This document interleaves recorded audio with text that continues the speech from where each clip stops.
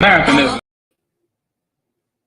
22 million black victims of Americanism are waking up, and they're gaining a new political consciousness, becoming politically mature.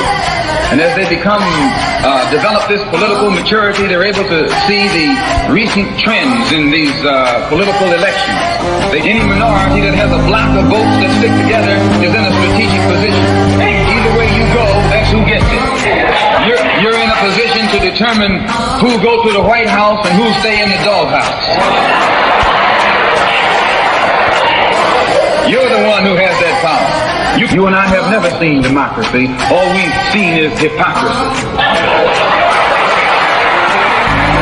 Today, and look around America, we see America not through the eyes of someone who has enjoyed the fruits of Americanism. We see America through the eyes of someone who has been the victim of Americanism. We don't see any American dream. We've experienced only the American nightmare. We haven't benefited from America's democracy. We've only suffered from America's hypocrisy. And the generation that's coming up now can see it and are not afraid to say it. And are not afraid to say it. And are not. What's up? What's up? What's up? What's up? What's up? Testing 1 2, testing 1 2 3, testing 1 2. We're doing a test. Welcome to the late night. We're just doing a test and just having a good time. It's Saturday night. We're not out in these streets, but we are live here on blackwestchester.com, the Wellness Tribe, mind, body, and spirituality. And my man AJ Woodson. What's up, my brother? How do I sound? How do I sound? You sound good. I can hear you clearly. Oh, you can hear me clearly. Great. That's what I need to hear, man. Look, it's Saturday night. Holding the last letter. That's what's up. And I'm a man that don't be in the streets, but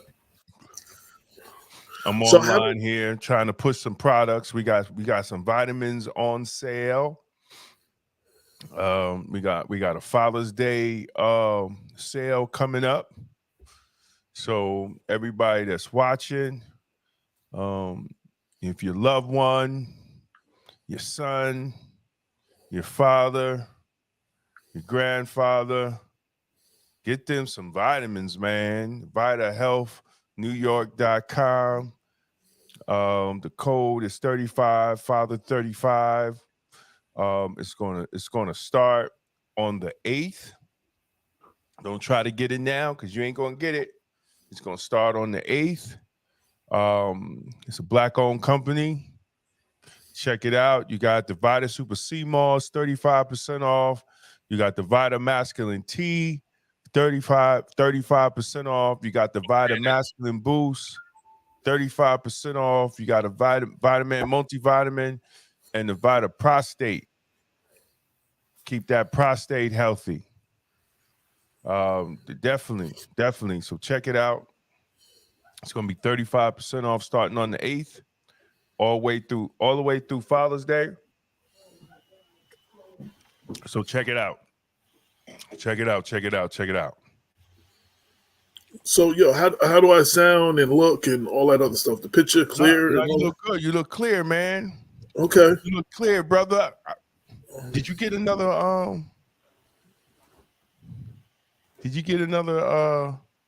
laptop? Microsoft? You got another Microsoft laptop? Another one, Windows. That's what you asked me. You got another Windows? Yeah. Man, I gotta get you to cross over to the other side, baby. But I think this picture is good, though. No, it's good. This picture better than the other one was. It's good. The other one was supposed to be a better camera. Oh, really? Yeah, the other one was. This wasn't exactly. The other one had more stuff in it. This was a more tailored down one, but still, got the most bang for the buck that I could get. So to keep me up and going. Now I got to sign everything. I got to sign in everything. That's Yeah. what sucks. You got to sign in everything. I ain't signed into my Facebook yet. I'm not signed in the StreamYard yet. I couldn't remember the email that we have for StreamYard. I was trying to figure that out. Like, so yeah, we're gonna be going. I guess big shout out to the Westchester Arts. Westchester Arts. Yes, Arts Westchester. Big shout out to the Arts of Westchester for having us be one of the guest speakers, and the keynote speaker, Dr. Smalls, Baba Smalls, and the artist was beautiful. Absolutely. Everybody was beautiful. It was a great presentation. And I think, it's something unique about Westchester County. Even though we know that there is systematic racism, but if Black people stuck together in Westchester County, the assistance we have from white people, we will be able to eradicate racism in Westchester County. The problem is not the assistance from those white people that understand.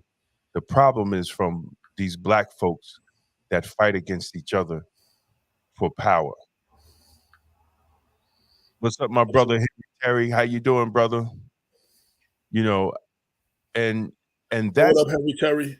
That's the sad part about it, is we fight each other.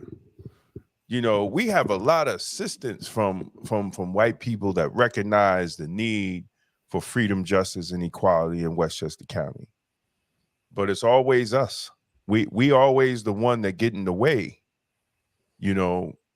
and until we get our shit together, no matter what they said, I'm good, brother. How are you? And happy pre-Father's Day, brother. I hope you have a great Father's Day. Word. We get in the way. We get in the way, man. Like, we could do it, but there's always these Negroes that don't want unity. Thank you, sir. Thank you. Appreciate it. These Negroes that don't want unity. So they cause destruction and disruption. We have beautiful Black cities in Westchester County. And if we just stuck together as Black people, those little pockets, of Black communities could definitely be thriving. We shouldn't be making all this money as Black folks in Westchester County and we don't own nothing. That's the sad part about it. How many Black auto dealerships do we have left? How many Black restaurants do we have? Some of that again is on us, because when we do have those that's holding it down and that do right by the community, we don't support them. No, we don't. We don't support them. And I was just having this conversation. Shout out to Brother John in Jericho. He had the grand opening for his gym. Yes, congratulations, my brother. And so I was like, I called Damon, and I was like, yo, Damon, what size shirt you wear? Because I'm like, yo, you know what? They were selling the shirts. There's yours right there. They were selling the shirts, and I called Bob too, and I was like, you know what? Black Westchester need the support. We always talk about supporting our Black businesses. So I went and brought, Black Westchester went and brought a couple of T-shirts for everybody. You know what I mean? Just right. I mean, it's just little that. I mean, it wasn't a big deal, but we have to start supporting our businesses with our wallets and not just our words. No, you're right. And you know what I had to do, bro? I took off my face off my vitamin company, because I know that there's so many there's so many haters that will click on the link, and I'm giving and I'm giving good deals, but they will see my face and not buy the product because the hatred of me has nothing to do with the product, has nothing to do that I'm giving quality products at a great price, but they just won't do it because of me. I took my face off the website, you know, and because it's sad that someone has to do that because they know, you know, I mean, I'm a Black business person. I'm a Black vitamin and nutrition and mineral company, and people won't buy because they just hate me, you know, and that's and that's very sad, you know. And then you'll go and spend money with another company, with a white company, and you'll spend even twice the amount of money that the cost that I'm giving it to you, you know. And the And company that that don't care about your community no, the is not company invested don't in care your about community. you, ain't helping your kid. You know, if your kid get beat up by the police, he ain't saying that the owner of that company don't care. Shout out The to owner of Tasha that company don't Diaz. care. You know, so I mean, this is the thing. This is our destruction. You know, that sooner or later is definitely going to catch up. It's definitely going to catch up to us. You know, and It's funny. it's sad. It's funny when you said destruction. The first thing that came to my mind is the chorus of "Self-Destruction" by KRS, and we're headed for self-destruction. We are our own worst enemy. You know what I'm saying? Like you know, we have in us to be great if we support each other and we rock out. But we got to be competitive. We gotta politically decapitate each other. We gotta take like I can't rise up without tearing you down. Is that really rising up then? You know what I'm saying? When there's room for both of us to rise up, is it really rising up if I have to tear you down for me to rise up? Is that really are we really rising up? You know what I'm saying? Right. So for y'all, everybody who just tuned in, this is a little special late night with Black Westchester. You know what I'm saying? Testing out joint, you know, just having a little fun. No agenda. We just kicking it. You know what I'm saying? We ain't been on the screen together for a minute, you know, so we just testing out some new equipment. Yeah, If y'all like the t-shirt, Go to Therapy.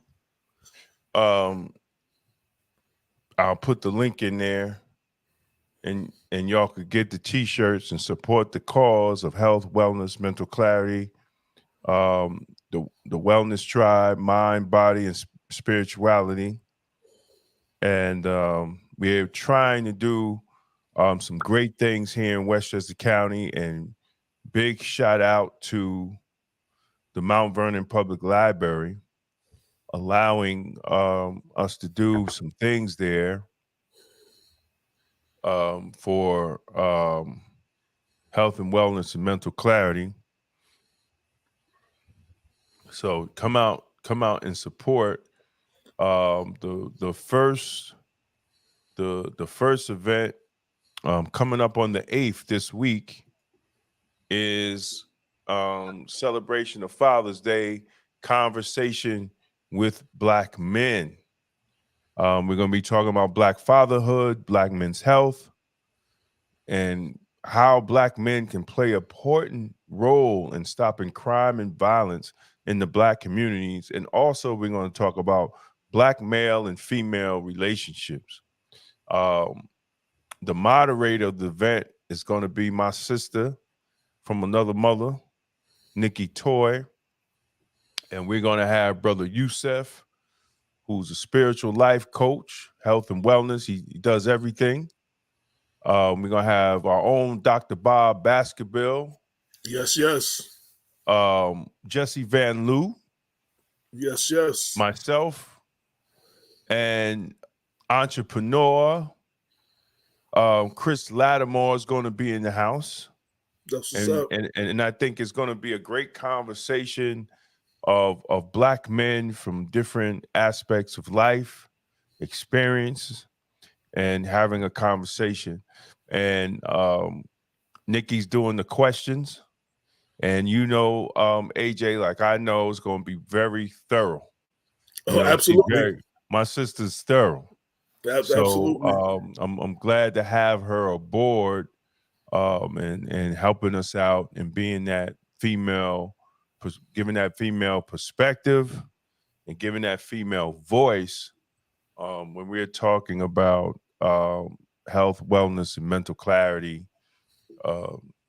I think that's a great thing. I think it's great. Let me get that out of here. Yo, so yeah, I do wanna compliment you for putting together this strong panel of Black men. I think it's very important. You don't see enough Black men having real conversations. You know what I'm saying? Like real men, like, not no, real Black men having real conversations. And I think, you should share this with your young brothers out there so they can see it. You know what I'm saying? Our young sisters need to see strong Black men. You know what I'm saying? Because they don't see enough strong Black men together. You know what I'm saying? Our sisters really need to see that, and they need to support that. And it's important that you have Sister Nikki on there, a strong Black woman. You know what I'm saying? Representing and asking the questions. And I'm really looking forward to that. I'll be in the house. I'll be covering it for Black Westchester and all that. So, I just want to compliment you. People need to see more of that. More strong Black men. Brother Abishai said that earlier about us speaking at the Juneteenth thing in Bedford. He said the 1-2 punch of us, and then shout out to Professor Smalls, and then Professor Smalls coming on breaking it. She's like, that's what they need to see: strong Black men representing and putting it out like that, and being unapologetic. And you've always been that. And this I know this panel will be a representation of that. Yeah, we just want to have a conversation, man. Like we just want to talk, from a perspective of Black men who are not perfect, but not out in these streets. Who some of us were out in the streets, but we decided to turn our life around. And I think that's very important. And everybody can change, but we have to want to change. I talk about it in my books, talk about it in my classes. You don't have to be that same person, but you must have the mindset to change. If you're not going to have what I call the health mindset, if you're not going to, look to change and look to be better than that person you were yesterday and the day before yesterday, then you're not going to succeed, and there's a process to that, and I think one of the key things is to have faith in God, whatever you want to call God. I'm not getting into all that, but you have to have faith in God, and you have to have, you have to have faith in God, and then you have to have a faith in yourself, to work and find your purpose and get on that mission and service people. Yo, imagine, just imagine if we were in the mindset of serving people instead of being served. Just imagine everybody you met had the mindset that they wanted to serve people. You know how great this world will be Absolutely. if we was in the mindset of service, spirituality and service instead of being served. You know, even if you go to a restaurant, right? Yeah, you go in there to eat, but if you have the mindset of being served or serving people, you will have the mindset to bless that worker that served you your food. And that worker will have the mindset of not just giving you food, but serving you the food. Absolutely. And then you bless that worker for that worker serving you. You know, so I mean, I think, you know, it's all about how we have our mindsets. And right now, you know, the world is all twisted, you know, and we're doing so many things that are against the spiritual nature of the universe. You know, sooner or later it's going to come crashing down. You know what I'm saying? So I'm just like, man, I'm getting hot just thinking about it. My shirt's all over the place. I don't know what the hell is going on. My therapy is crooked. But you know, we have to, man, like it's crazy. So talked about that. On Monday, check me out. Zoom meetings every Monday. I think that's the code. I'm looking because I know I had to change the code, but Zoom meetings every Monday. Check out my Facebook page. I'll have the update on what the code is. Meatless Monday and motivation. And I did a 5-day fast last week, and I probably recap on the fast, and also have a conversation about my book, The 53 Building Blocks to Be a Divine Black Masculine, and why it's important for men to be in our masculinity, right? So check me out. It's free. Just come on and check that out. And then I'll give everybody that comes on, I give a link for a free ebook. So definitely check that out. It's only an hour. It goes by quick. So definitely check us out on Monday.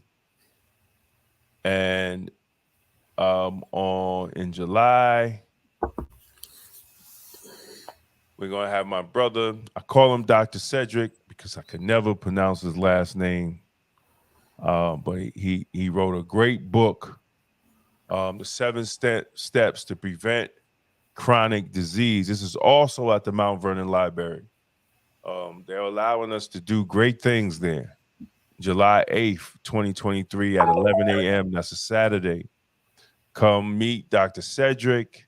Come get his book, and we're going to have a great conversation with him on how to prevent chronic diseases.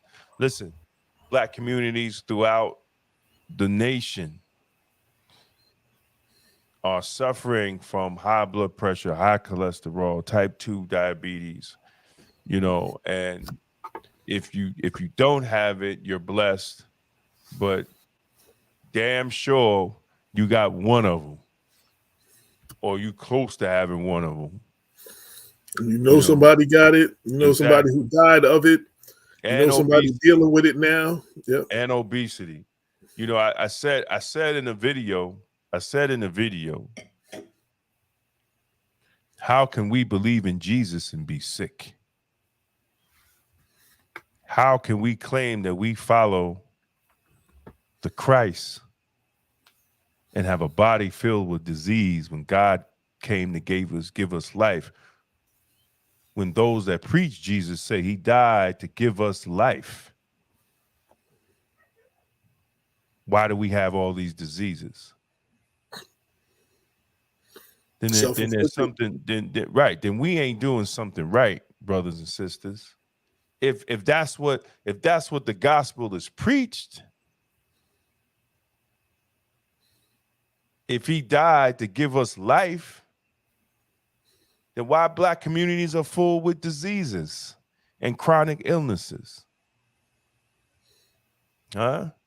Why are we dying now of suicide higher than any other ethnic group?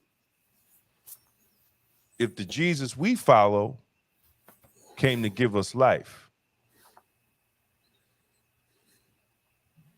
and in abundance, that's what the preachers say. The devil's most secret weapon is our food. I'm going to say that again. The devil's secret weapon is our food, because we like what tastes good. And we like lifestyles that go against even the teachings of Jesus Christ. How about that? So we really followers of the Christ, then we all should be healthy examples. And I put myself in it, but I'm striving to that. But I recognize it. So, you know, and I say that, and as I said in the video clip I did on Instagram, we need to talk about health and wellness more from the pulpits.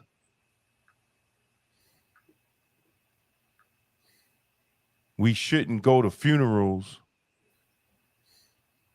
and then at the repast eat the same food that killed the person that we went to mourn.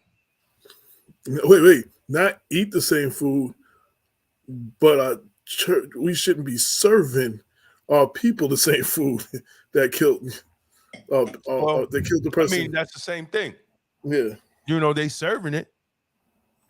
But just because they serving it, you ain't got to eat it. True. But they serving it.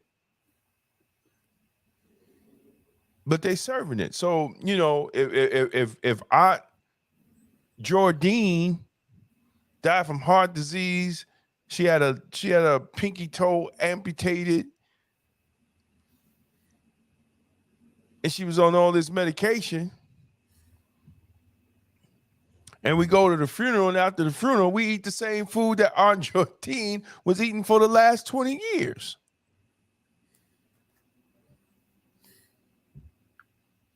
See, we have to change our mindset. And even from the pulpit, because there was a report that said Black men that were churchgoers were more obese than any other Black men.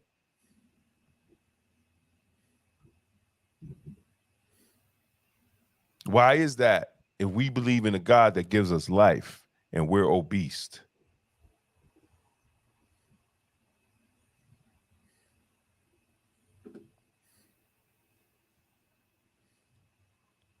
No, the word says that he died to give us abundance of life. Absolutely. So why are we sick? Why are Black people leading in high blood pressure, high cholesterol, type 2 diabetes, cardiovascular sickness, obesity, suicide? And as the sister says, he died to give us the abundant life. That's not abundance when you're sick.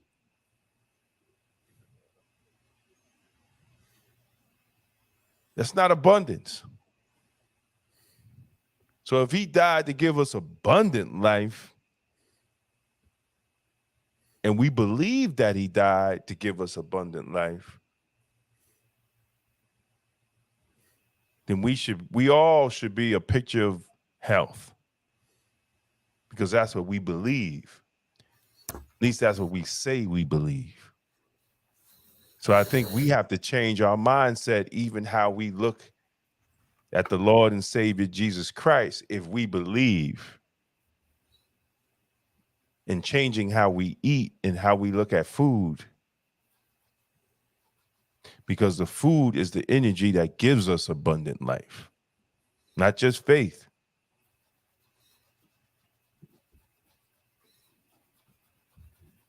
I just wanted to say that. AJ? No, I'm with you. So I'm really just starting my health journey all over again. So how do I answer that? He died to give us the abundant life, but if we're not taking care of ourselves and we're feeding ourselves poison, we won't be able to live the abundant life that he died to give us. Absolutely. And for those who do live, we won't have the kind of quality of life to be able to enjoy the abundant life, or be able to even do the work that he had for us to do. So that's what hit me when you said that. No, and you're absolutely right. So he gave us abundant life, but also he did not he came to fulfill the law, right? And we have to follow the rules and guidelines in eating, but the devil, that comes in many stages and in many faces, has came into how we eat. It wasn't, nobody was talking until Elijah Muhammad said,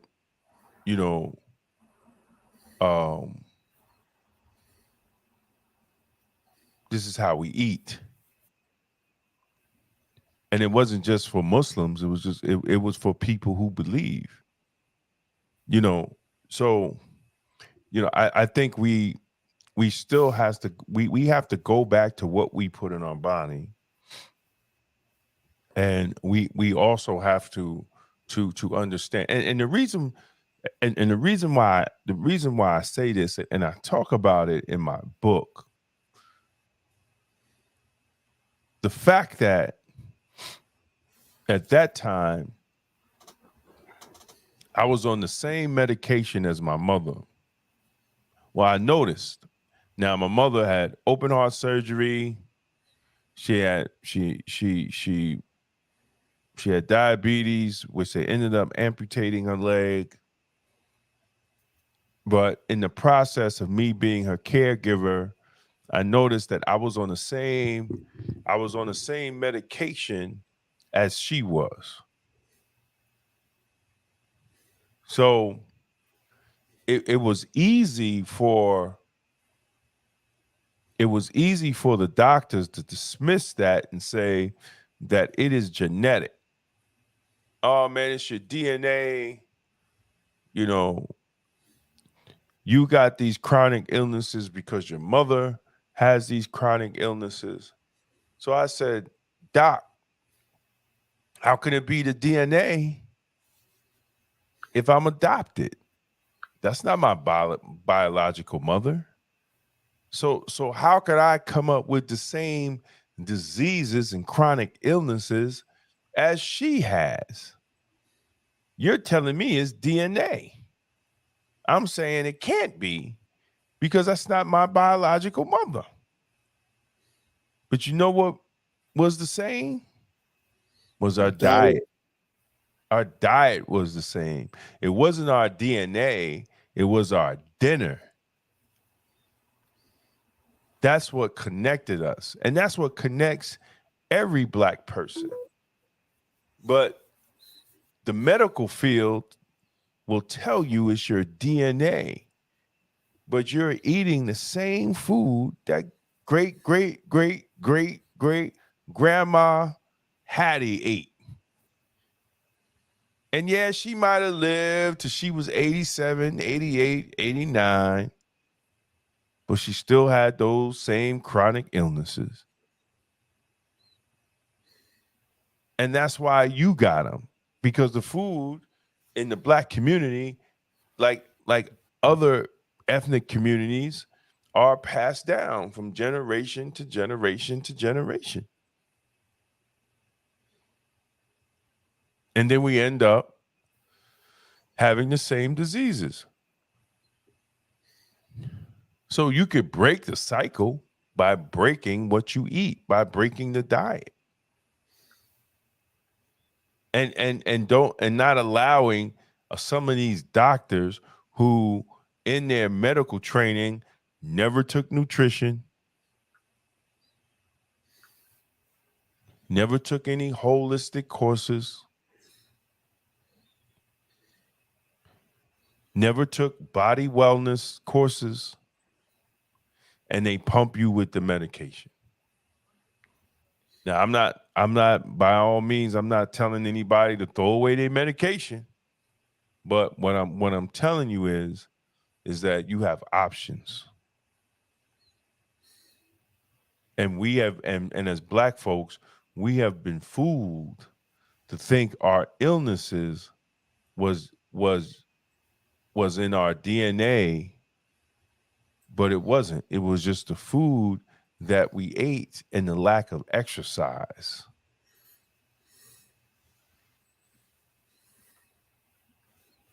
So I think we have to change our mindset, and I hope, big shout out, to R.C. Blakes. I see him, my brother, be on Instagram, getting his workout on. Him and the First Lady, they getting their workout on, and that's beautiful. And that's what we need to see from the pulpit more,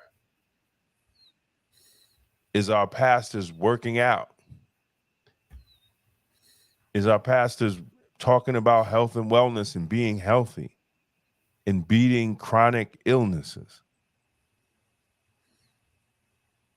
Because y'all are the highways to the people in the black community. AJ, you look like you want to say something. No. I'm listening to you. Yeah.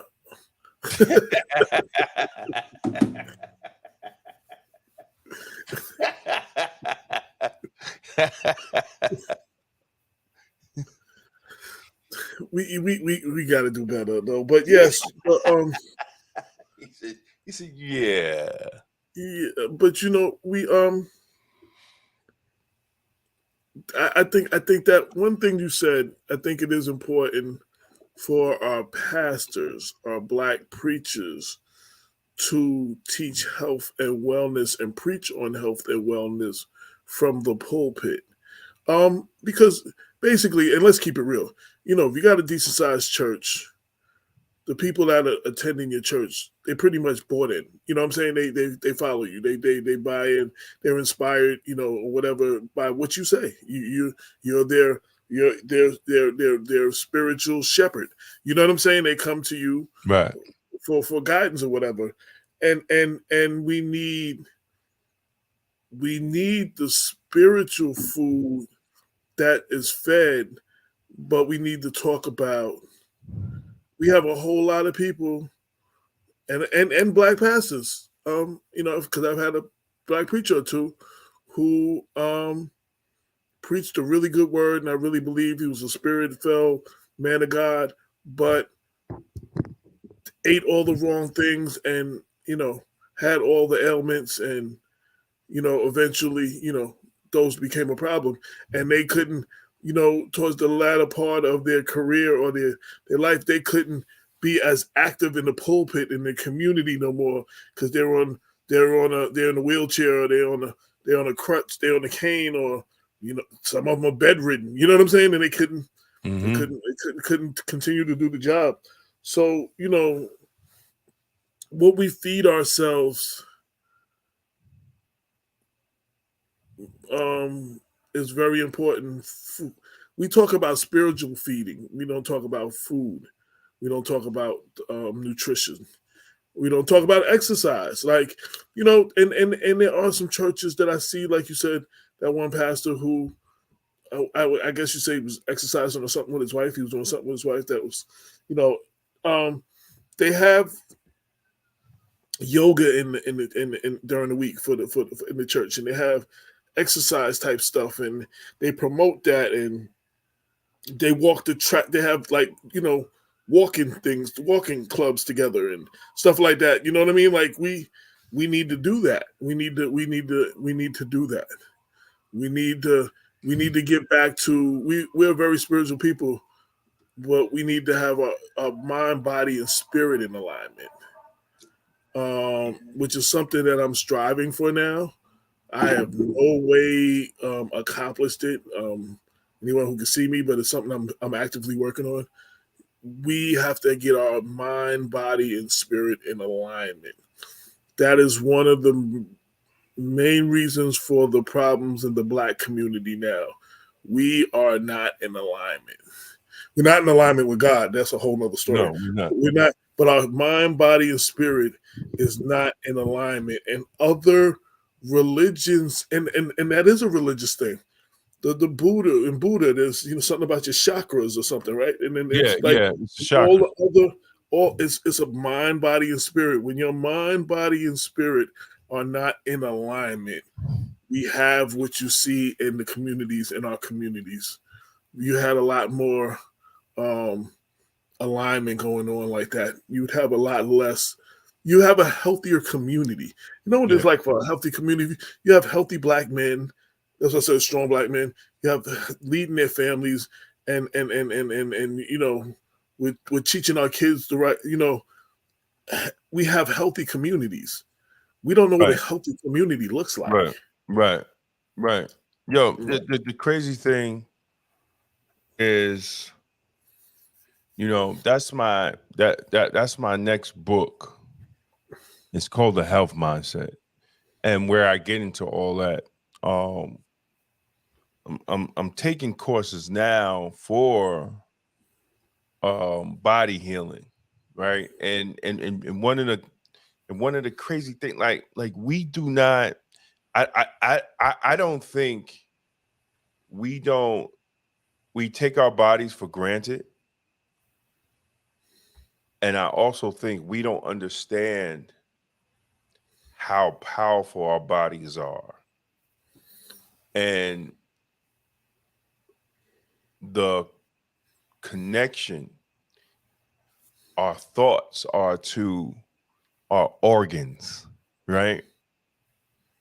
So, for us as this broken Black culture that we have today, we do not understand the importance, of thought. When I wrote the article on, our thoughts and our words are so powerful, not just the person that we speak those to, but it's powerful on when it vibrates through our soul and through our organs and what we think. Yo, dude, that's why you have to wake up in the morning and you have to meditate, you have to pray, and you have to thank God, because if you just get up and go about your day, right, you're literally damaging your organs. And we don't even think that. Like we think we take this body for granted, that we're going to be living here for years and years and years, and not understanding that any given day is our last day. And we have to be thankful for that moment. But many of us are not thankful for that moment because too busy chasing nigger shit. We're too busy wanting nigger shit and not appreciating what God has given us. I see it too much. You know, I see it in myself, right? Where I have to check myself to the point that you can't get caught up in this nigger shit that they got going on. And anybody that's watching me and y'all offended by it, I don't really care, because that's the best word I can use about what we're doing to ourselves as Black people. That will have a shock and awe effect on how you think on what I'm saying, because what we're doing in Black communities and how we treating each other is nigger shit. We haven't even got to the godly attributes on who we supposed to be, because we're too caught up in nigger shit that really don't mean nothing at the end of the day. Don't mean a goddamn thing how many Jordans you got in the closet. Don't mean shit.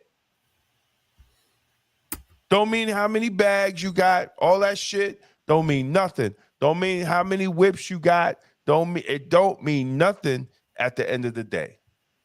Don't mean a goddamn thing. You can't take it with you. You can't take none of that shit with you.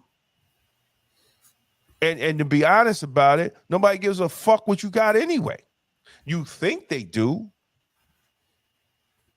Who's looking at my Instagram page? Who's looking at my Facebook page? Who nobody give a fuck about what you got.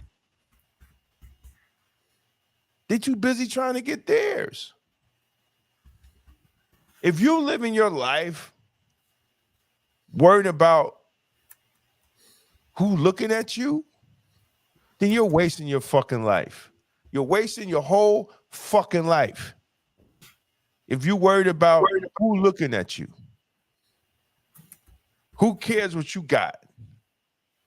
You're wasting your fucking life. And you're chasing shit that ain't got nothing to do with living. You got all these sisters out here going to get these BBLs and all that shit, and they still fucked up in their health.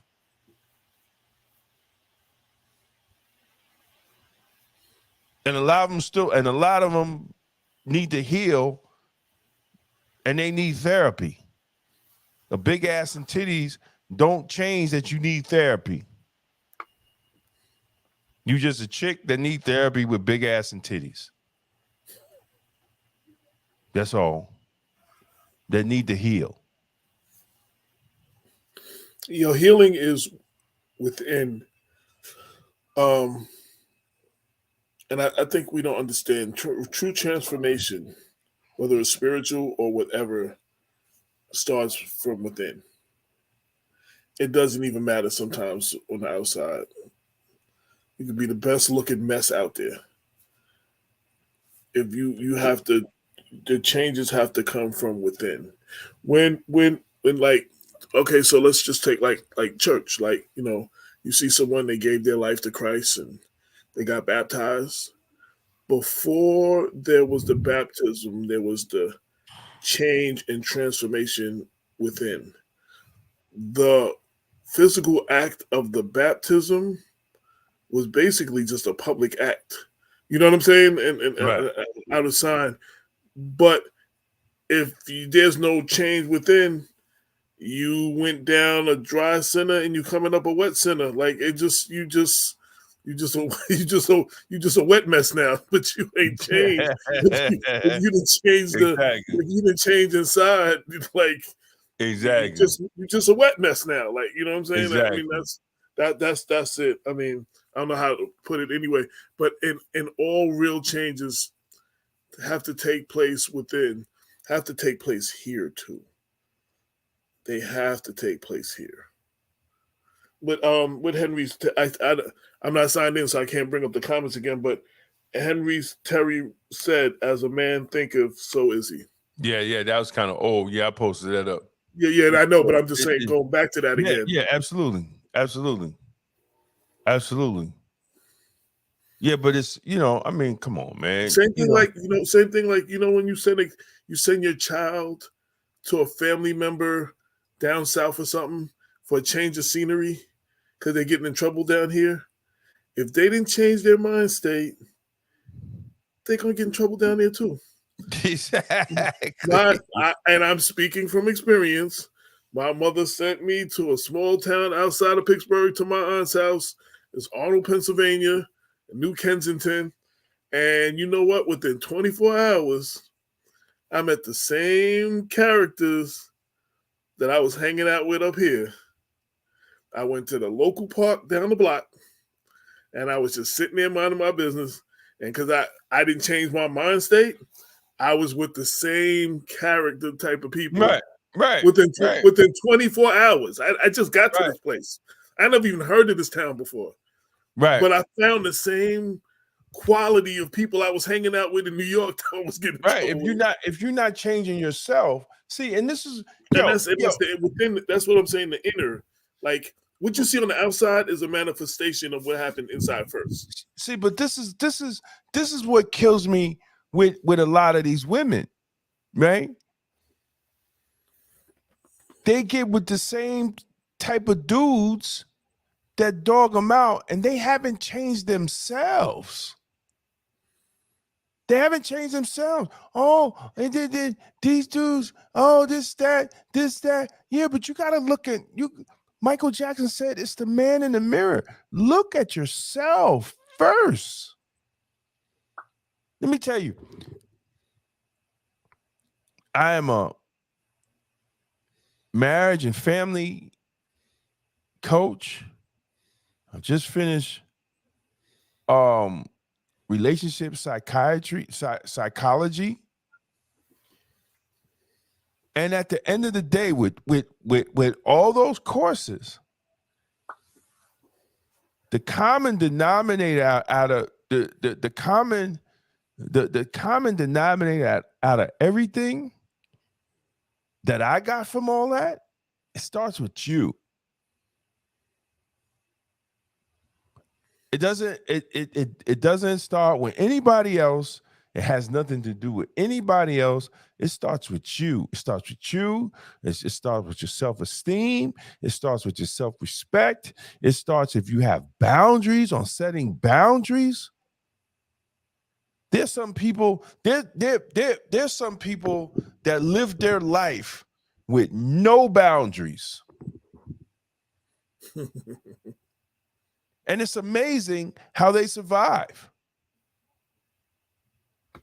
And when something goes wrong, it's never their fault. It's always somebody else's fault. Yeah, if everywhere you go, you have the same problems with a whole bunch of different people, at some point, you have to stop and be like, they all can't be wrong. Like it just can't be everybody else. It just can't be everybody else. And then when you tell a sister, it's the man it's the dudes that you're choosing. But I want to say this for brothers too, because brothers, them sisters, sometimes them no good sisters that you choose, and it's the same thing. So I just wanted, I just wanted to say not just sisters. See, the thing is, brothers don't complain as much, right? Because we're taught to hold all that stuff in. That's what we taught. You can't complain. You're a sucker. You're not a man if you complain, if you show your feelings. And the sad thing about it is women has caught on to that too. If a man is open about how he feels, she thinks he's a sucker. But the whole thing is, if you've been hurt and you have not healed, you cannot move forward into another relationship. I told this sister. Well, you should. I told the sister and I'm not gonna put her business out there and saying her name. She was messing with a dude. He was legally still married, even though, him and his wife were going through it, and they were pretty much at the end. And she made him make an ultimatum, and that brother went from his wife's bed to her bed, and he never completely had closure of all the things that was wrong in that other relationship, and he brought all of that into the current relationship.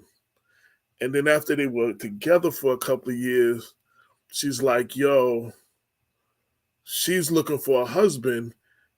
He wasn't, you know how you met him, but you expecting him to be, your Prince Charming now. Like you just met him cheating on his wife, but you expected something different now that he's with you. You know what I'm saying? You can't. Listen, and the key thing here, and I want to say this, the key thing is I had to tell her, you have to be honest in what it is that you're looking for. Are you looking for a husband, someone that you can spend the rest of your days with? If that's what you're looking for, that's not what you got. But I know you, and if you just don't want to have an empty bed, that's what you got. And you got to be honest at some point of what it is that you're looking for.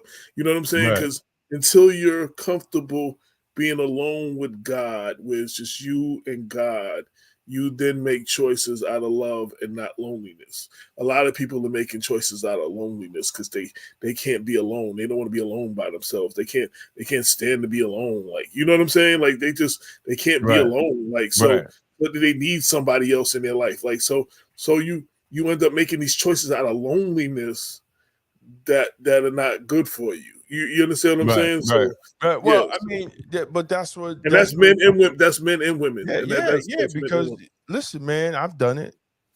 You know what I'm saying? I've done it too. That's what I'm. I've done it, and there was many times, man. Full disclosure, man, and I had this conversation. I had this conversation with my son. Like, there's many times, I really wish that I didn't go into the relationship with my lower head instead of my top head. Then, because there was a lot of relationships I would never been a part of. I would have never been a part of. If I went with my top head instead of my lower head. So I get it. But the thing is, I get it at 55. right? I get it at 55. And, the goal is to really try to educate young brothers and sisters, so we could save Black marriage, right? We could save Black love. Like, nobody wants to save that. Like, that's not even in the agenda of people to save Black love. And that's crazy. And then you see, and as I told, know what love is either. Well, that's why I wrote the book of Black Love. So we can understand what it is. Right? What a lot of people think is love is not love. No, it's just no. It's far from that, right?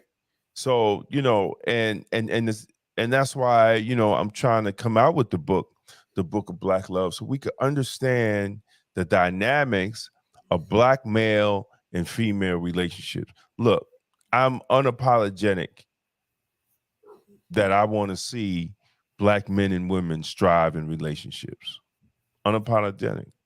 I don't care if that might hurt other people's feelings. That's all for this other stuff. I have nothing to do with that. Leave me alone. I'm not disrespecting that. But I'm not gonna allow the attack on Black male and female relationships because we need that. That's something that we need for the Black community.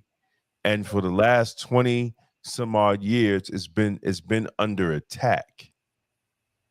The Black man not even been under attack. He's just been silenced and pushed in a corner, to the point that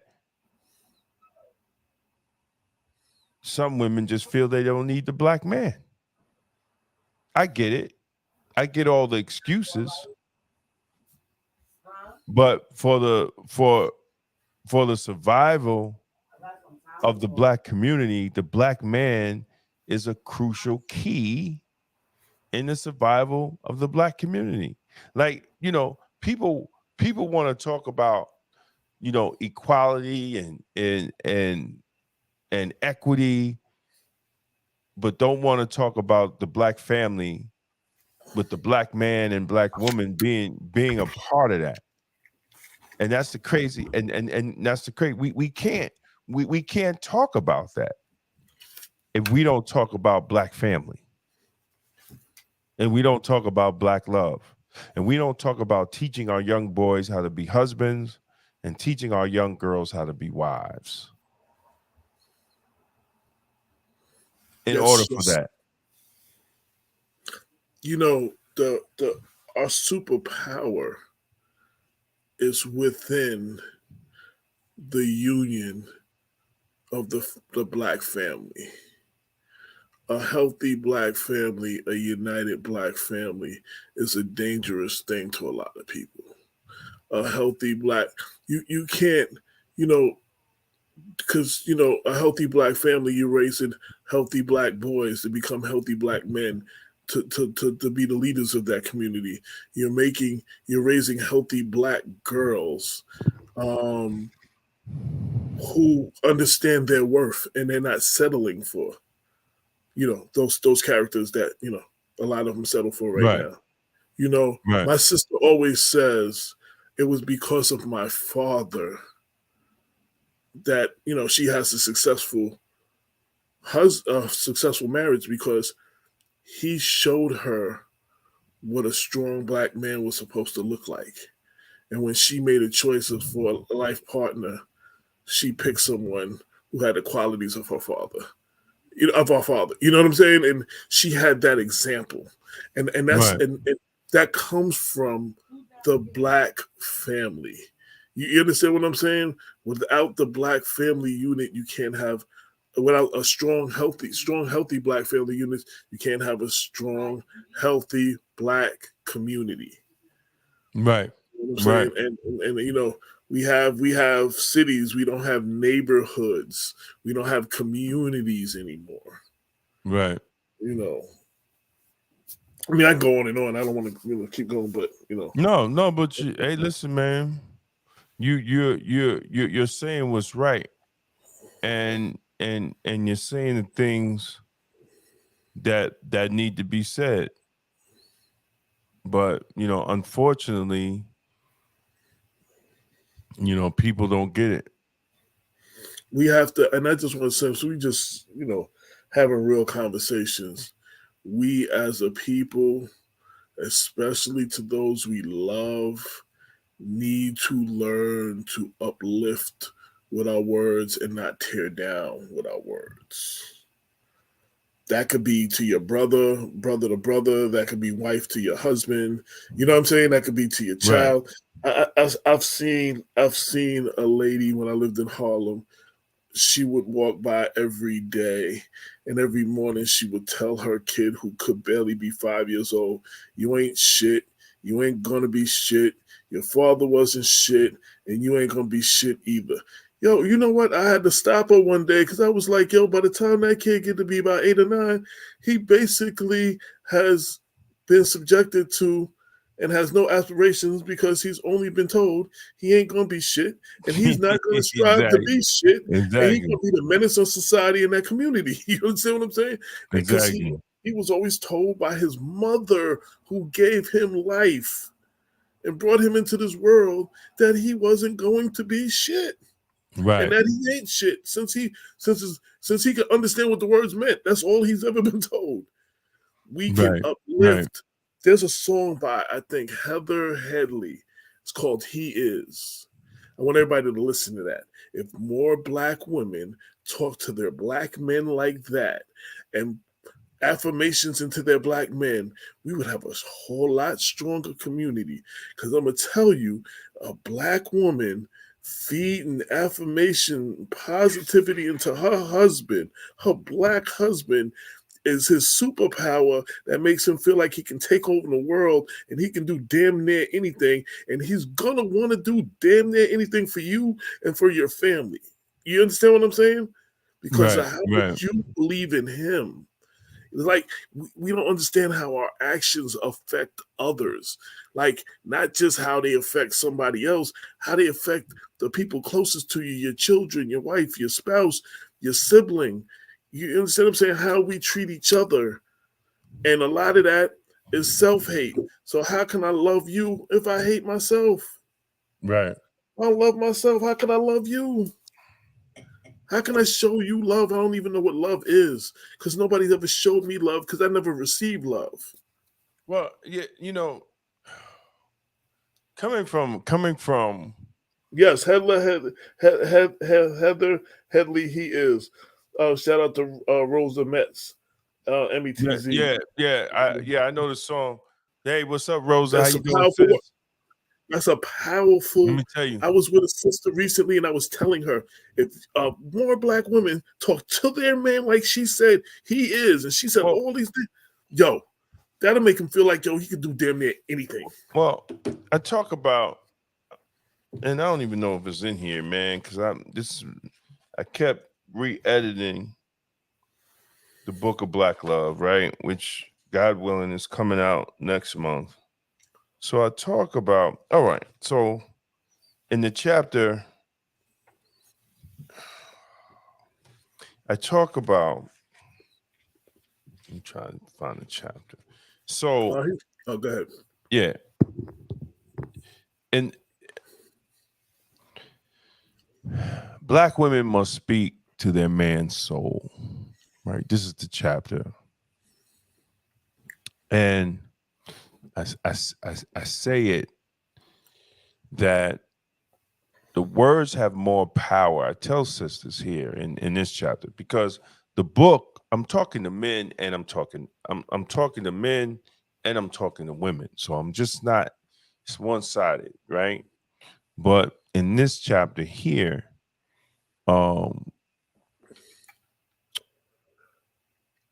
I discuss how words, the woman's words to a man is more powerful than a woman will ever know.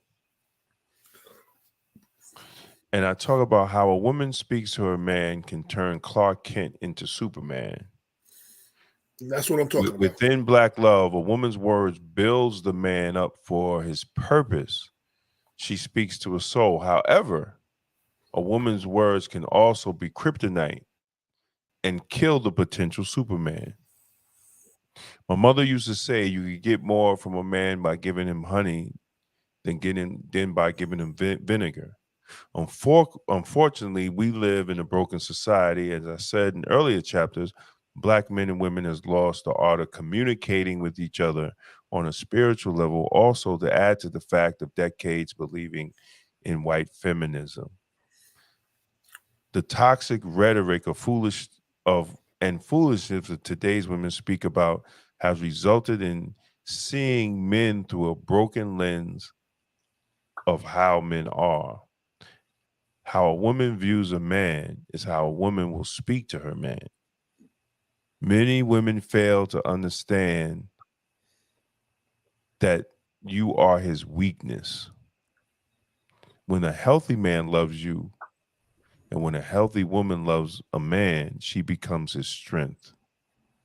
This is the divine change of masculine and feminine power, and the woman should constantly speak life into a man's strength. Any woman that feels that she doesn't have to do that for a man is most likely doesn't have a man. And if she does, he is not looking to her as his rock and foundation. And over time, he has substituted other support systems or other women, and they're most likely built a resentment towards her. Women, sisters, man, if you got a man that you love, speak to his soul. And if you don't want to speak to his soul, let that man go and let another woman speak to his soul. Straight music. Absolutely. Absolutely. Make them or break them. Absolutely.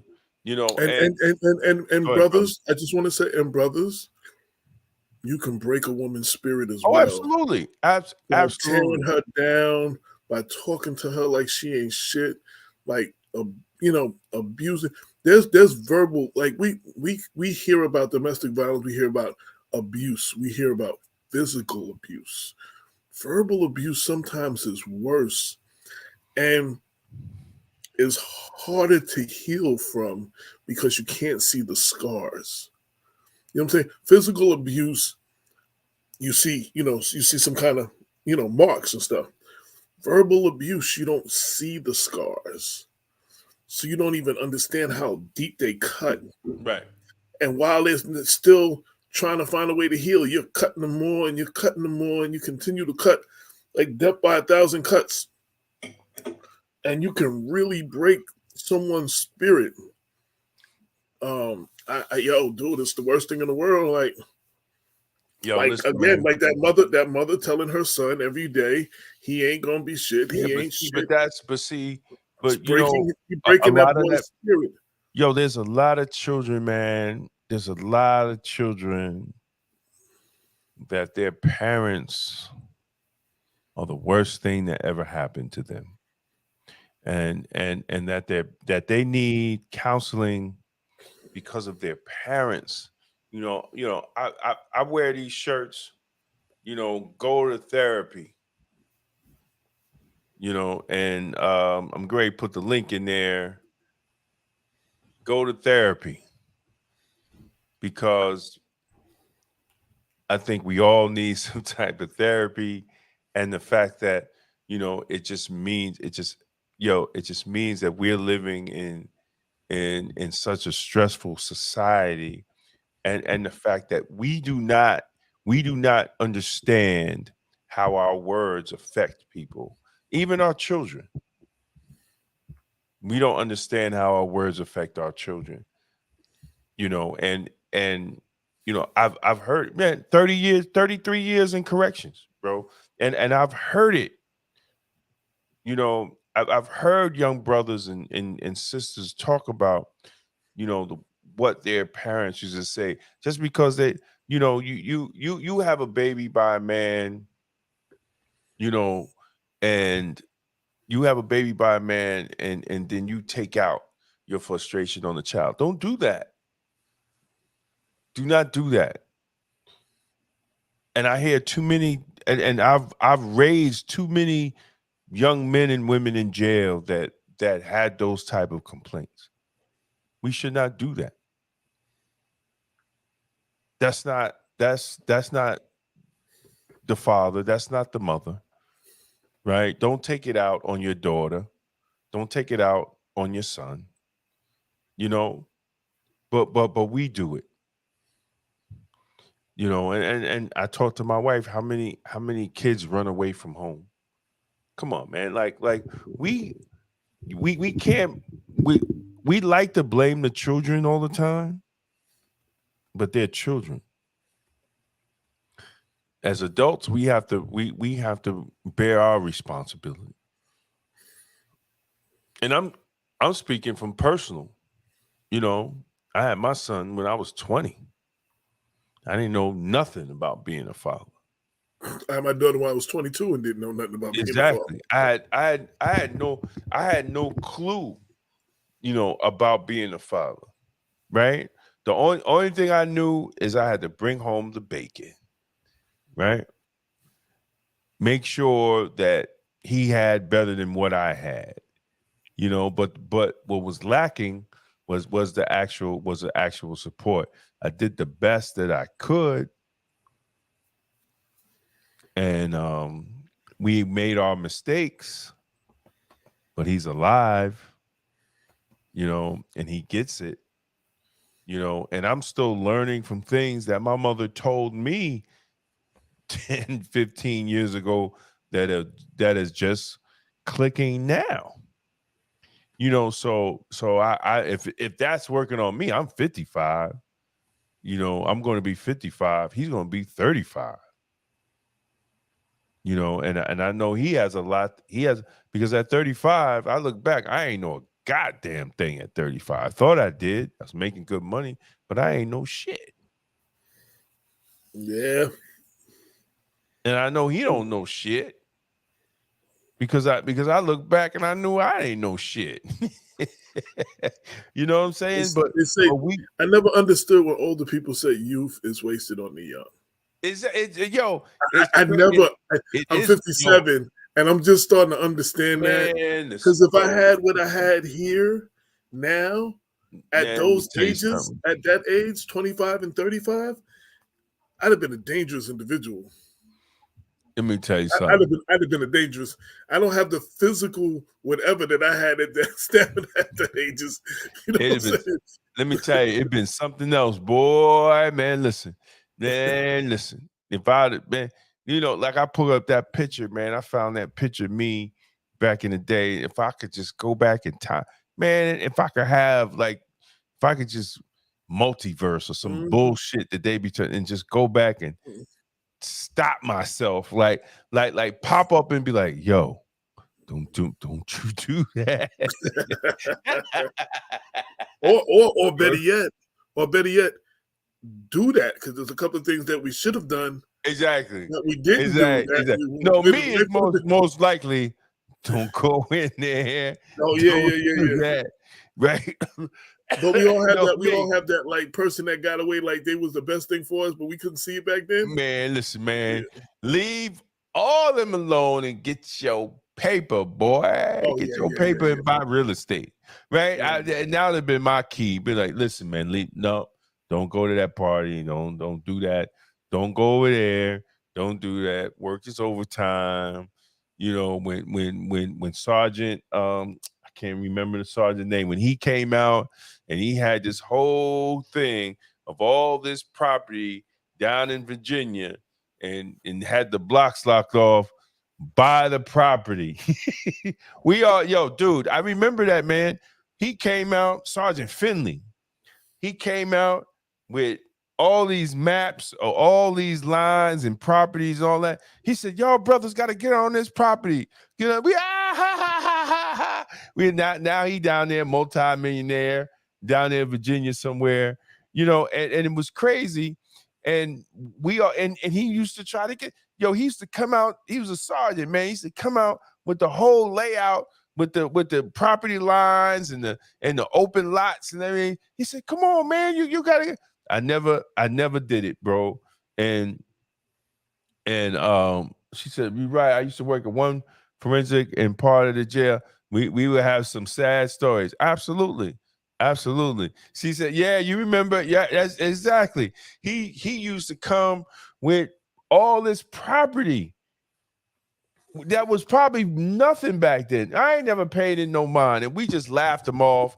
And now Finley down there in Virginia somewhere owning all this. I think he ran for mayor too, and you know, and it was just he tried to tell us. He tried to tell us 20 years ago. Do you know, like for those who actually got it, that went to Georgia, even Georgia. Like 20 years ago, what property was what you could grab up in Georgia, like in North Carolina before they built up North Carolina? And man, let me tell you, them places that my Armin moved down there in the 90s, man. The only thing he had was a backpack. Now he's a multi-millionaire, right? You know, I had an opportunity to go down to Atlanta with Pitney Bowes. So you went down there. Key thing, you would have went to Georgia with a New York salary. Exactly, but that's the catch there. And my god brother Greg went down there. He went down there, man, and I didn't go because I got the correction job. I had an opportunity with Pitney Bowes, and it was crazy because I had the opportunity to go to Manhattan, right, or go to Georgia. And I was going to go to Manhattan first because the the district manager wanted me to go, and I just wanted to go down to Manhattan, right? And then from there, I was going to go to Georgia, but the correction job called, and I left Pitney Bowes and went to corrections, but I haven't talked to my godbrother Greg in a minute, but he went down there, and dude, like for like back then, you talking in the 90s, for like 500, he had a crazy like layout. It was ridiculous. And he took that New York money down there, and he was killing it, man. He was killing it. But just like I want to take this New York money and go down to Houston, because it is what it is.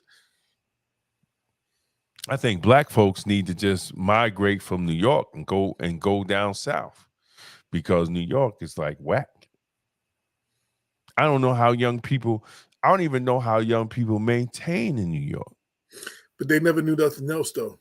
I don't give a fuck. Like, no. But I really don't care. You adjust to your surround. You adjust to your situation. Listen, they bro. never knew nothing else. They never seen anything else. Listen, when Earn Your Leisure put up $100,000 in New York is $35,000, and $100,000 in Houston is $80,000. I ain't got to adjust to nothing but that money. See, these young kids ain't paying attention to what's going on. You're going to tell me that $100,000 is equal to $35,000 in New York, and $100,000 is equal to $80,000 in Houston, and you think I'm staying in New York? You lost your fucking mind. I tell my wife all the time, I'm out, just on the fact that I could get more money. I ain't missing nothing in New York. We could do everything online. I can still write articles for Black Westchester. I can still do radio shows, everything from my high rise in Houston.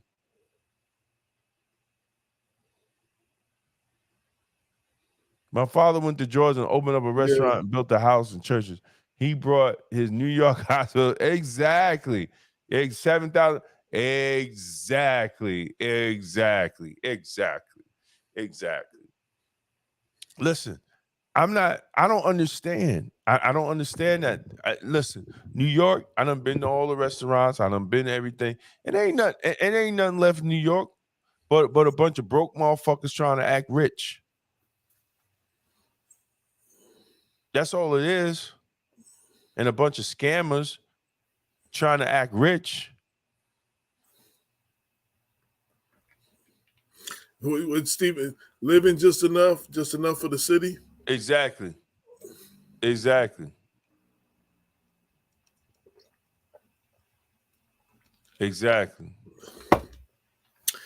just enough for the city. Yep. Yeah, I know.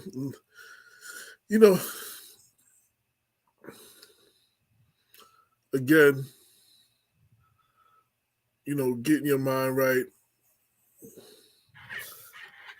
being healthy spiritually, mentally, and physically is very important in the times we live in. It's more important than ever now. And going back to growing our own food, and even when I lived in Long Island, my mom's had a garden, but the lady across the street, she, oh my God, I don't know what she used to do, but everything she put in the ground grew like crazy, and half the neighborhood ate out of what came out of her backyard. Right. You know what I'm saying? She'd be like, "Oh, come on over here and bring your mom some cabbage." It's just like whatever. Like, and we need to get back to that, because even in some of the things that they're doing to food to help make it, try to spread it out and make it grow bigger and do kind of other stuff, you never know what the hell they putting in this food. They're killing us. We need to go back to, we grew our own food. We bought it with other, other things we needed with the food. Other people were doing other things. You have you have the farm. This one does this, and y'all bought it services or whatever. We need to get back to living on the land. Just getting more in touch with nature, like, and I don't know, man. I'm just on this kick right now. I'm really on this kick, like, we take a lot for granted. Right. A lot for granted, and I'm so glad that there were people. I was telling someone, I went to high school in Mount Vernon, and we had 2 and 3 boys clubs and 2 YMCAs, and every church had a youth ministry. I belong to all of them, but didn't belong to the church. Went all kinds of trips, dude ranches, and all kinds of things I never would have did, just to get out the city. And even with all of those things, I still tried my damnedest to fuck it up. You understand what I'm saying? Now the kids now moving forward don't have shit. None of the things that I had when I was in high school, in the mid '80s, the early to mid '80s. I tried every way to mess that shit up. I did. I tried every way there was to mess it up, and they don't have none of those things in place right now. We have to do better. We have to do so much better. But again, health, they don't want you to be healthy, because when you're healthy and you're clear-minded, and that's the thing, clear-minded, you're not cluttered with a bunch of all that stuff that they putting into your system. You're not cluttered with all that they pump into you through TV and movie and the radio. You're not cluttered with all that stuff. Clear-headedness it is an underrated trait these days. Absolutely. What's up, my brother Sean Clay? What's happening, baby? Long time no see, man. Hope all is well with you and your family, sir. But my grandmother lived to 102. She only ate from her garden. Yeah. And early people, even our indigenous brothers and sisters who this land was stolen from, they lived off the land, but they only used what they needed. You know what I'm saying? Like, they didn't abuse the land. They didn't kill a whole bunch of animals, just be killing animals for sport. They didn't, they grew everything. We have to get back to, they taking God out of everything. Right. And I have a feeling somebody just posted this so somebody else just posted this on Facebook. I have a real good feeling that he's about to get everybody's attention in the major. Oh yeah, absolutely. He is not going to be taken out of everything that he created. He's not going to just be taken out of everything. He's about to get people's attention, everybody's attention. And you know what? We've had warnings. They talk about like the brother it was a big flood and he was on top of the house and they sent a helicopter and he was like, no, God got me, and he wasn't paying attention. And then he's praying to God, I thought you got me. What's going on? He said, I sent you a boat, a helicopter, and all this other stuff. You know what I'm saying? We not seeing the signs. COVID, God was trying to get everybody's attention through this whole pandemic thing. God was trying to get everybody's attention. And the sad thing is, we may have paid attention for a minute. We didn't pay attention, bro. Some people did, some people didn't. But God, if you look at the examples in the Bible, he did one small thing, they didn't listen. He did another small thing, they didn't listen. And eventually he burned down 2 whole damn cities. You know what I'm saying? Then he flooded the whole land. Like, Yo, I mean, we didn't get it. We didn't get it. I'm telling you, we didn't get it. we're in a mental pandemic. A mental pandemic. Yo, but who said that? Whoever said Brother that? Sean Clay, peace and blessings. Yes. We didn't get it in the pandemic, and we still don't get it now. I'm gonna steal that, just so you know. I just wait. Stop. I'm just gonna know. You're gonna read those words somewhere in Black West says I'm stealing that from you. The mental pandemic. I'm stealing that. Until it all breaks loose. Where the signs is all around us, man, but we don't get it because we are so distracted, you know, on the usual nigga shit that we don't see the signs because we're still too busy chasing the bag, right? And the bag got us blind to what's going on. It's all in the master plan. And they still want us to chase the money. They still want to chase a lifestyle that's not even real, right? If you follow majority of these people that be posting on this crazy stuff, they don't even have the money that they get that they're portraying, you know. So, you know, they still got us chasing a reality that is still not real, right? It's not real. It's not, especially it will never be real if you go into a 9-to-5 working for somebody else and you're not doing your own business. If you're still working a 9-to-5 and you think you're gonna live like Rick Ross, you got another thing coming to you. Right? That's not true. It's not gonna happen. You know, so until we come to the reality that most of this stuff is just not real, you know. So at the end of the day, what are you going to do about it? Are you going to change your life? Are you still going to just continue, or are you going to continue the easy life and being ignorant and not realizing everything that you're living is not real? He said, we trying to keep up with the Joneses and they ain't happy.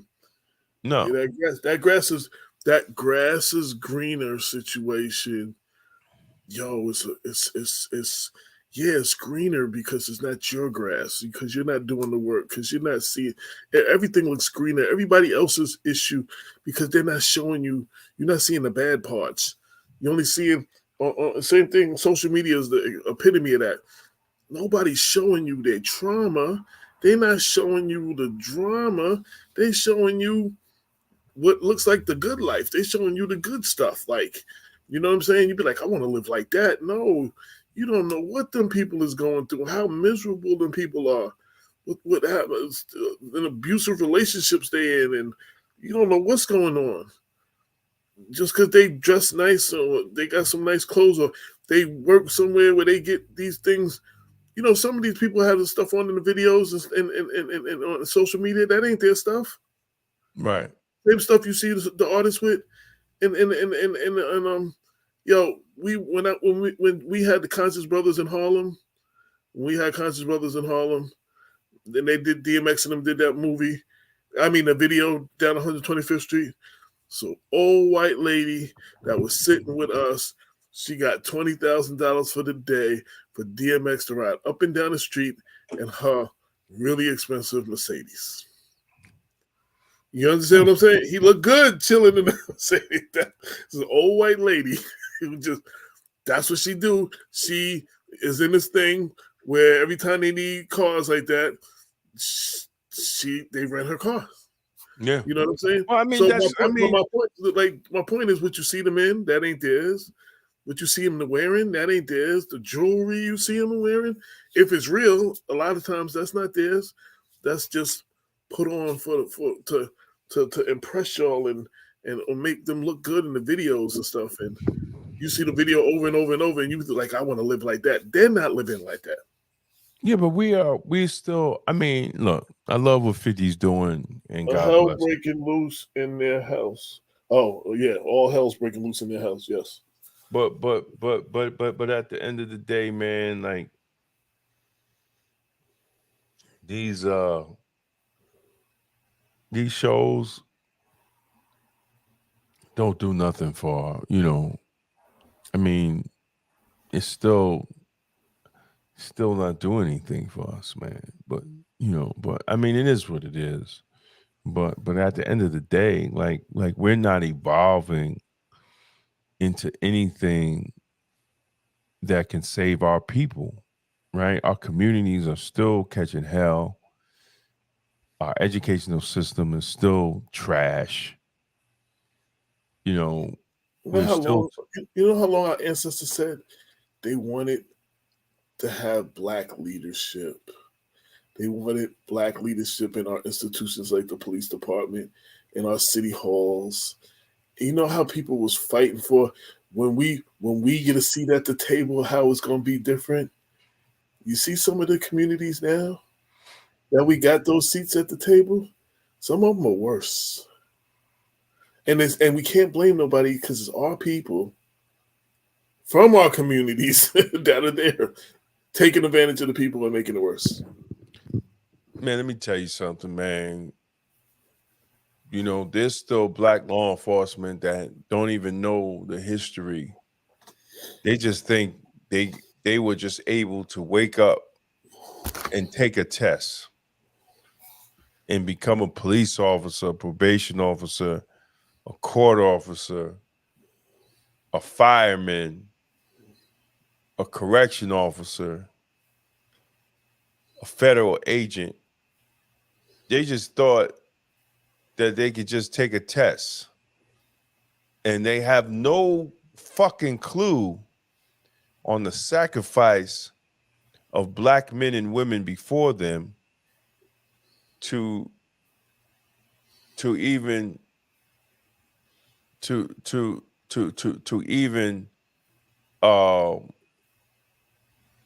well, black police are not the worst.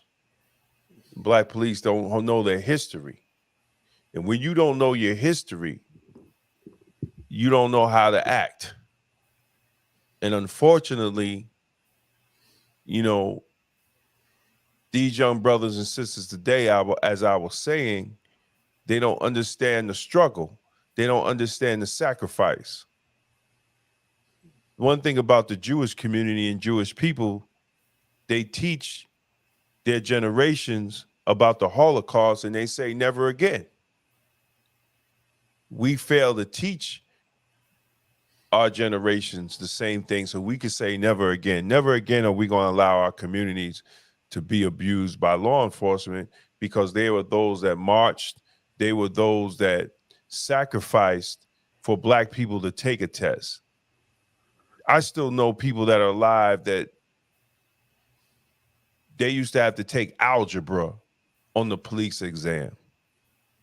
They used to do the same thing and tell them to guess how many jelly beans is in a jar. Jelly beans is in a goddamn jar to become a police officer. Hell to even vote. Exactly, but they used to guess that. No, but they used to do that in law enforcement too. So I know brothers and sisters, that fought hard to make the test. Even the psychological tests, they used to fail Black and Hispanic people because they used to ask them, well, what color was a banana? If you're Hispanic, you'll say brown. And they fail you. Because they say, well, bananas are yellow, but not in some of the Hispanic and Cuban communities, their bananas are brown. Some is green. Right, and some are green. So these are the things that people fought for. So young Black people can take a test. There's Black law enforcement in Westchester County that don't even know the Westchester County Jail is named after a Black man, Noah E. Jackson. A Black commissioner, not just a Black. He wasn't an inmate, not just any Black man. A Black commissioner. Yeah, exactly. Well, you should have took that test, man. They making good money. I don't know what you talking about, Sean. Shit, State you was making good money, man. Listen, I tell brothers and sisters all the time. There's no place you could go work 20 years and get a check for the rest of your life and benefits. For the rest of your life, you get a check. Unless you in any other department of civil service. But you could carry a gun and you get a check for the rest of your life. There's no such thing as recession in law enforcement. There's no such thing as recession. Everybody was catching hell through COVID. We were making $6,000 checks after taxes every 2 weeks, $12,000 a month. COVID was the best thing that happened to law enforcement. So I tell young brothers and sisters, take the test. Take the test. See, but we caught up in that. And get in and make the difference. I did. And a lot of these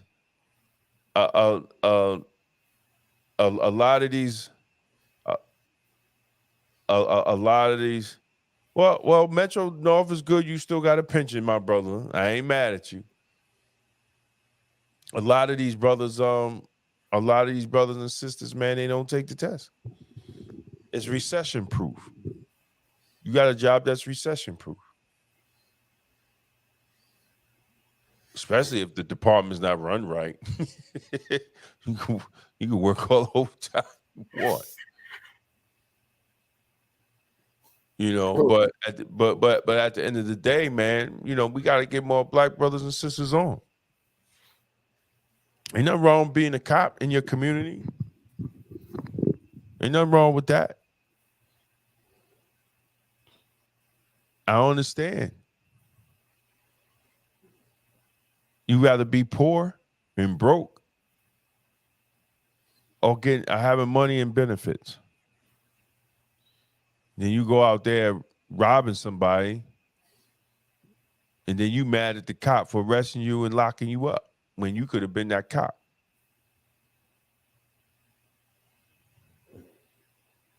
And you could have been protecting your block.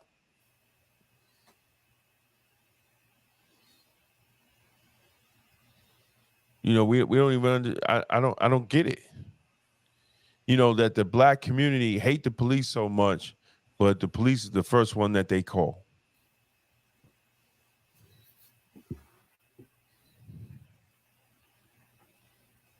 We got to change our mindset in the black community. We own the police. We pay taxes. So what you mad at police for? You own them. See, you don't even, you still have the slave mentality even in your own community where you pay taxes. Police work for you. That's how they get their paycheck, is your taxes. Whether you own or rent, you still pay taxes.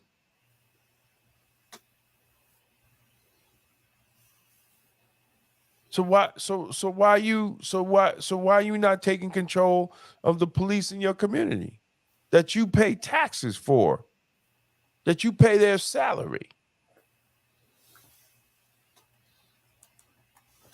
See, that's the broken mindset.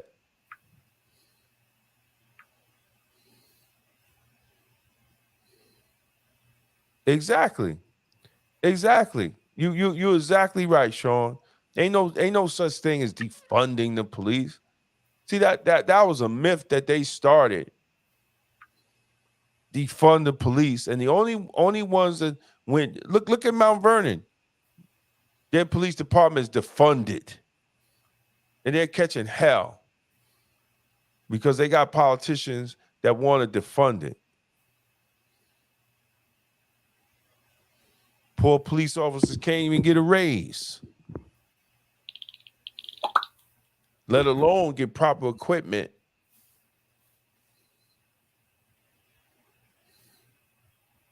Yo, black people got to stop falling for some of this liberal white bullshit when they talk about defunding the police. If you have a defunded police department in the black community, you're going to have chaos. Because these niggas out here don't care. And they're not even going to jail for the crimes that they commit.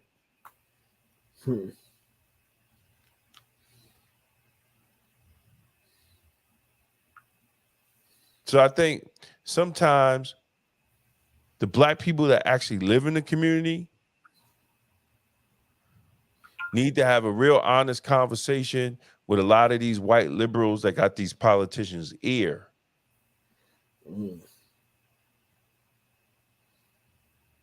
Because there's a disconnect. Because a lot of the white liberals don't even be in the black communities. So they talk about bail reform, they talk about a lot of this stuff, and the black communities can't heal because those people that commit crime and violence are not going to jail.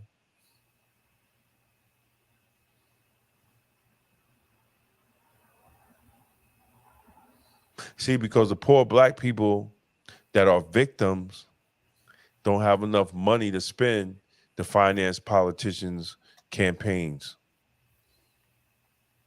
So they don't have a voice.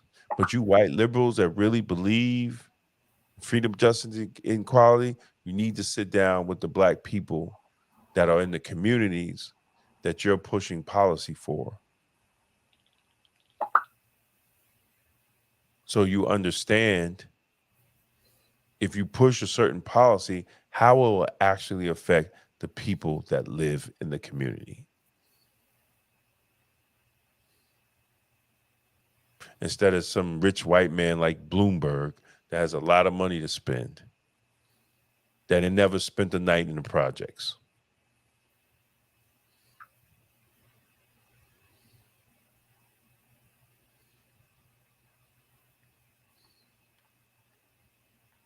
Yeah, Black Lives Matter was a joke. It was a joke from the beginning. It was a joke all the way through, and it's still a joke. It was just a nice slogan that some people got paid off of. Ain't make no change. Because we still fighting the same thing that I was fighting before there was a Black Lives Matter. So it was a joke. It was for the moment.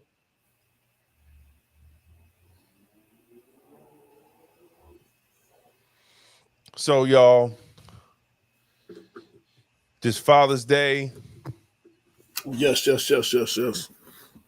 Make sure you get on Amazon Books, The Divine Black Masculine, 53 Building Blocks to be a Divine Black Masculine. Definitely on Amazon Books. The book is a powerful tool for Black men interested in exploring and integrating the principles and qualities associated with divine masculinity in their lives. There's also a study group that exercise, prompts, reflections, and activities facilitate self-awareness, personal growth, and transformation.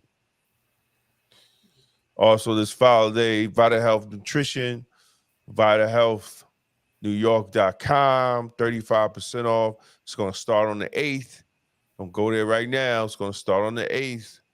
Father 35, get 35% off on these Father's Day, on these male vitamins and minerals, Vita Super Sea Moss, Vita Masculine Tea, the Vita Masculine Boost, Vitamin Multivitamin, and Vita Prostate. I think we all need to have a healthy prostate. This Monday, don't forget to join me Meatless Monday and Motivations, creating a community for promoting health and wellness and mental clarity. Part of the Wellness Tribe, Mind, Body, and Spirituality. That's this Monday. This Thursday, June 8th, celebration of Father's Day, conversation with Black men, Black fatherhood, Black men's health, Black men playing an important role in stopping crime and violence in the Black communities, and Black male-female relationships. You're going to have Brother Youssef, Brother Bob Baskerville, Brother Jesse Van Loo, myself, and Chris Lattimore. And the moderator for the night, the host for the night, is my sister, Nikki Toy. So come check that out. And in July, we're doing great things. All this is at the Mount Vernon Public Library. It's the Mount Vernon Public Library, so check it out. We're doing great things there. It's going to be a book signing and conversation. Dr. Cedric, my brother Dr. Cedric, in his book, The 7 Steps to Prevent Chronic Diseases, Learn to Restore and Renew and Rebuild Your Health, with Dr. Cedric. That's going to be a great conversation. And in August is Black August, a celebration of Black resistance. And the history of Black August was they were uprisings of political prisoners in jail facilities throughout the nation, and they called it Black August, a celebration of Black resistance. And I'm still keeping with that tradition in August.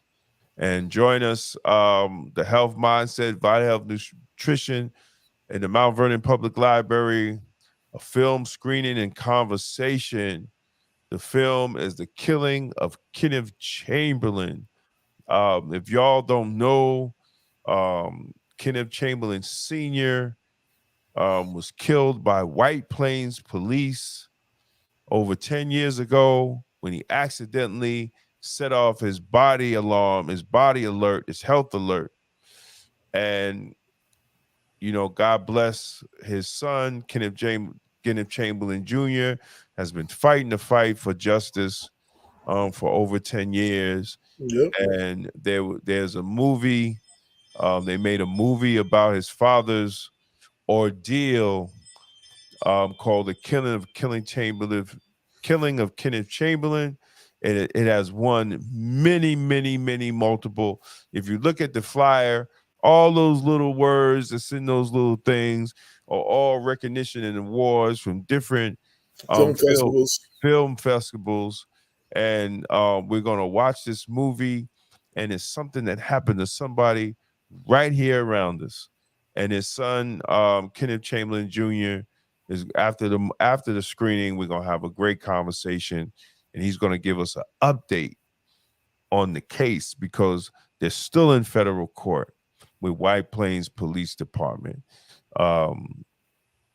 So check that out, and I put it in the link. If you want to get a T-shirt, the Wellness Tribe, Mind, Body, and Spirituality, you could get that. If you like this shirt, go to therapy. You could get it for somebody that you feel needs therapy. Tell them to go to therapy. It would be a great Father's Day gift. They'll get a laugh out of it, but a lot of us need therapy. So also Monday, catch us on WVOX, the Black Westchester Power Hour. Absolutely. 11 a.m. to 12 noon. And before the conversation with the Black men at the Mount Vernon Library, I will be at Scarsdale Library or the presentation on Juneteenth from 3 to 4. And then, so if you're free, come see me at Scarsdale Library. And then let's move over to conversation with Black men from 6 to 7, from 6 o'clock on at Mount Vernon Public Library with Damon. Also, special announcement, Sunday, June 11th, I will be speaking on a panel for the Long Island Entertainment and Music and Entertainment Hall of Fame. Nice. I will be on a panel, represent my group JVC Force. We coined the phrase Strong Island. Can you hear that? So, You hear the applause? Oh no, it ain't even up, man. I'm bugging. oh no. So we coined the phrase Strong Island. Sample. I can hear that. Yeah, that's what's up. So yeah, we're so I'm gonna be on the panel. It's gonna be performances and stuff and everything. It's gonna be really cool. That's Sunday the 11th. It's a bunch of other stuff coming. Saturday the 17th, I'll be speaking at the Tuckahoe Juneteenth celebration. So definitely a lot of things going on. Look out for the end of this week. Look out for Black Westchester special edition, the pre-primary edition of the newspaper. I will be spelling out all of the primary races throughout the county. If you are interested in advertisements today, Sunday, you have 2 days.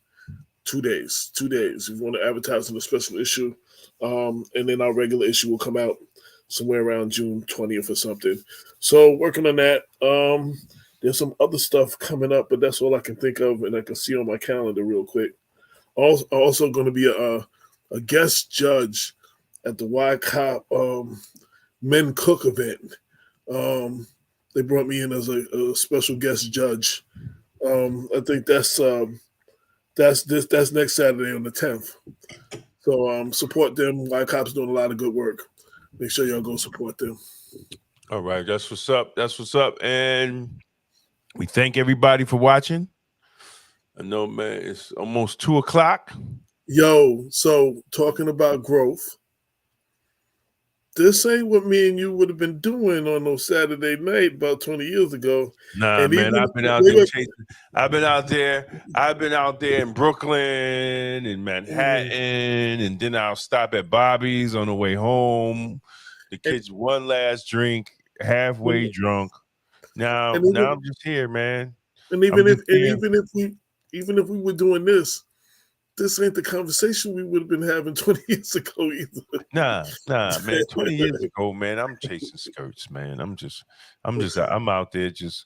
out there living my best life, foolishly, right?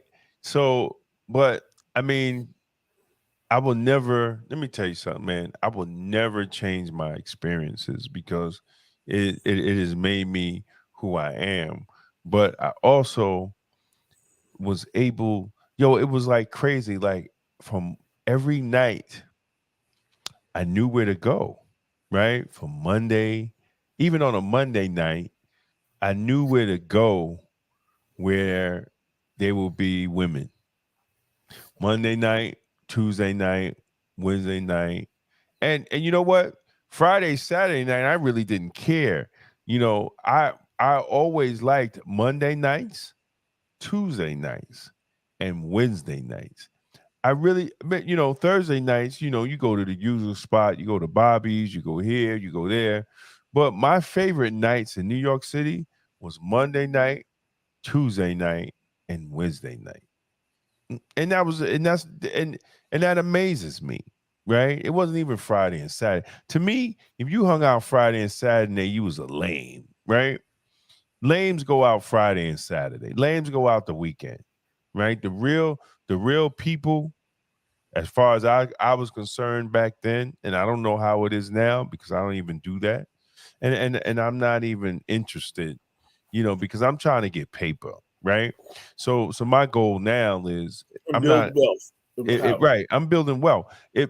Look, I'm not going nowhere when the same niggas is at and ain't got nothing. It's a waste of my time. And another thing, when you get a little older, you stop spending a lot of money. Well, yeah. Impress a whole bunch of motherfuckers that don't give a fuck about you. Let me tell you, I will go out with my wife. I would get a bottle of wine. bottle of wine, depending on where you go, bottle of wine is about $25. So I get 2 bottles. After 2 bottles, I'm right? Because I don't eat it. I don't eat, all that food. So 2 bottles got me right. But at the end of the day, I don't even feel like I need to even do that, or basically even want to go, because if nobody's talking about building wealth, and we just trying to show off, and a whole bunch of niggas trying to show off on shit it ain't got, and then you come outside and be grown ass motherfuckers pulling their car up, like, nigga, please. I used to do that. I used to do that in the 90s at Tipton's. You understand? So you understand, 30 goddamn years later, and I see motherfuckers doing the same thing I was doing 30 years ago. Come on, man. No. It's no need. It's no need to, if I'm not going to some place and there's a whole bunch of millionaires and they're trying to teach me how to get the money that they got, and it ain't even worth it, right? It's not even worth going out. As far as I'm concerned, I could sit home and look, I can sit home and drink a bottle of Moet. AJ, I can sit home and drink a bottle of Moet, right? And just have a good time. I ain't got to go out there and be seen by motherfuckers that got less than me. And I got to show off. No, I'm not. It's not worth it no more, man. I'm trying to sell these vitamins, these books, these t-shirts. I'm trying to get it popping. I'm trying to get all that popping. But listen, man, at the same you live and you learn. Yeah, it's almost 2:00. So thank you for all the people that was watching. Yes. And on a special late night edition of Late Night with Black Westchester. We might have to do this every now and then. Just like a little late night, maybe not as long. You know what I'm saying? Maybe an hour or something, just late night hour with Black Westchester, Hey, Rosa, I sit home and drink my Moet. I don't need to be seen by nobody. I just be right at home with my Moet. I don't need to be seen. And I wake up in the morning and work out. Yo, thank you, everybody. She said, me too. That's right. That's right. We ain't got to show off for nobody. You know what I'm saying? Yeah. But thank you, sis. I hope you have a good night. And everybody else that's watching, hope y'all have a good night. We're about to get out of here. So peace and blessings. Remember, God is in your vegetables, and stay blacktastic. 22 million black victims of Americanism are waking up, and they're gaining a new political consciousness, becoming politically mature. And as they develop this political maturity, they're able to see the recent trends in these political elections. Any minority that has a block of votes that stick together is in a strategic position. Either way you go, that's who gets it. You're in a position to determine who go to the White House and who stay in the doghouse. You're the one who has that power. You and I have never seen democracy. All we've seen is hypocrisy. Today, look around America. We see America not through the eyes of someone who has enjoyed the fruits of Americanism. We see America through the eyes of someone who has been the victim of Americanism. We don't see any American dream. We've experienced only the American nightmare. We haven't benefited from America's democracy. We've only suffered from America's hypocrisy. And the generation that's coming up now can see it and are not afraid to say it.